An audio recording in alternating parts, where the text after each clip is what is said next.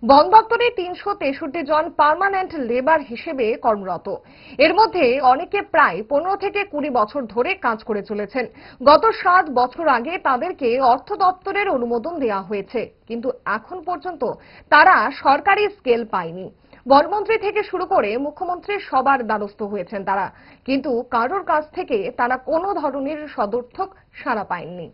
ফলে বুধবার বাধ্য হয়ে গোর্খা বস্তি নেহরু পার্কের গেটের সামনে একদিনের কর্মবিরতিতে বসেছে তারা। সরকারের কাছে দাবি তীব্র, যেন তাদের স্কেল প্রদান করা হয়। উল্লেখ্য, পার্মানেন্ট লেবার হিসেবে তারা এখন ১২,০০০ টাকা করে ড্র করছে, যা দিয়ে তাদের সংসার প্রতিপালন করা দুষ্কর বলে তারা জানান। আমার মাননীয় মুখ্যমন্ত্রীর কাছে অনুরোধ জানাচ্ছি যে আমাদের যাতে স্কেলটা যাতে দেওয়া হোক, যাতে আমরা বাঁচতে পারি।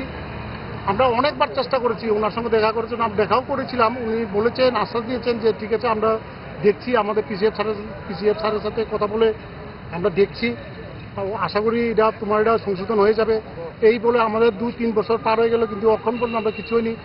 আজকে বাধ্য হয়ে, মানে কি করব, বাধ্য হয়ে আমরা একদিনের কর্মবিরতিতে নামতে আমরা বাধ্য হচ্ছি। এবং আমরা আশা করছি যে আমাদের মাননীয় মুখ্যমন্ত্রী এবং ফরেস্ট মিনিস্টার, আমাদের ফাইন্যান্স মিনিস্টার যাতে আমার এটা দেখে বিষয়টা। ফাস্ট ফুড তো ফাস্ট লাইফের একটা পার্ট, সো প্রবলেম তো হবেই, বাট আমার সলিউশন তারা। 5 দশক ধরে গ্যাস, অম্বল ও পেটের সমস্যার একমাত্র সমাধান গ্যাস নল।